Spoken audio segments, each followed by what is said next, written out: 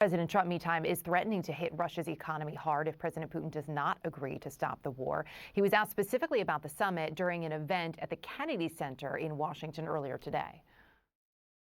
Will Russia face any consequences if Vladimir Putin does not agree to stop the war after your meeting on Friday? Yes, they will. Yeah. What will the consequences There will be consequences. Sanctions, tariffs? There will be, I don't have to say, there will be very severe consequences. Very severe consequences, though not clear exactly what those would be. Russia's momentum on the battlefield could make it more difficult to secure a ceasefire. Russian troops, as Nick was just talking about, have pierced Ukraine's defenses in the Donetsk region, making a strategic push right now toward the city of Pokrovsk.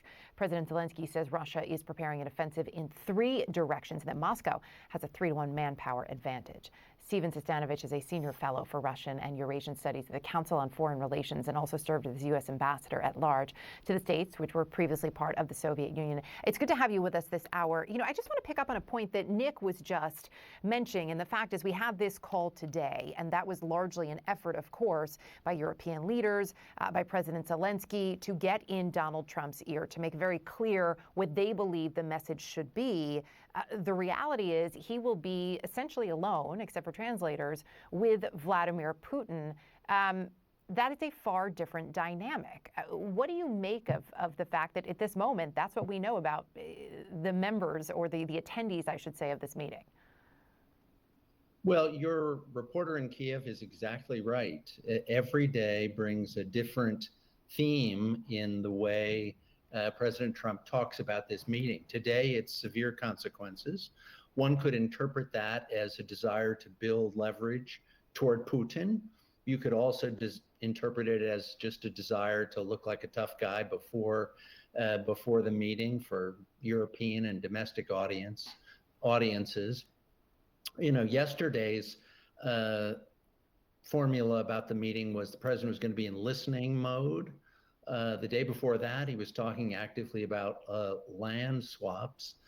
I think it is clear that the president could play this in any number of ways, and that gives Ukrainians and Europeans many reasons to worry. Yeah, and when we look at where things stand, I just want to take almost point by point, if we could. In terms of these, quote, severe consequences, which are the words that the president used earlier today, what do you see that would actually fit that bill at this point? Well, one of the things that has been mentioned and that came up apparently in the meeting with the Europeans is sanctions on countries that import Russian oil and energy. That means in particular India and China. I think it's going to be extremely hard to do that. The one alternative is, of course, to tighten sanctions on Russia itself, on financial sanctions,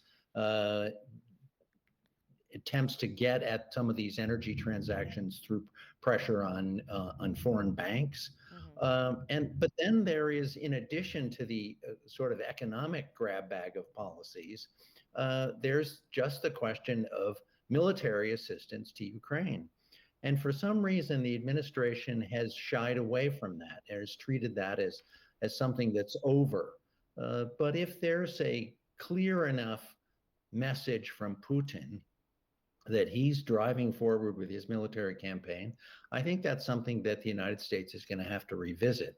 Not just a willingness to sell weapons that Europeans will pay for, but a resumption of the direct military assistance that until the beginning of this year and continuing to some degree now was what defined American policy. There are a lot of questions about, and there's certainly a fair amount of speculation about why Putin would agree to this meeting now. Does it give him an upper hand? Does it serve as a helpful distraction, right, to try to continue the war? I'm also fascinated at the idea of who Vladimir Putin is, right? Coming up through the ranks, given his background in the KGB and the way he approaches a meeting with a foreign leader, specifically the American president, and this president, right, who does enjoy flattery and a stroking of an ego. How does someone with his background approach a Donald Trump? What is that dynamic like? Well, Putin, I think, has a slightly overrated reputation as a master manipulator of people that he's sitting across the table from. To be manipulated that way, you got to be somewhat willing to do it. And unfortunately, President Trump has has shown Putin over the years that he is willing to have that kind of manipulation. What's a little different now is that the costs are pretty great. I mean, I think the president knows that looking as though he's been manipulated by Putin it's a bad look. It's dangerous for him politically.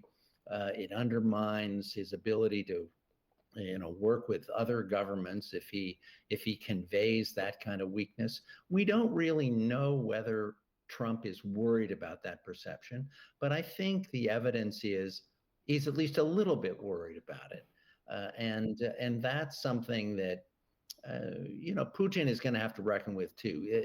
He can't go into this meeting assuming that the president is quite as easy a mark as he has seemed in the past. Well, as we all count down, we will certainly be watching for what we get out of that meeting on Friday. Stephen, great to have your perspective. Thank you.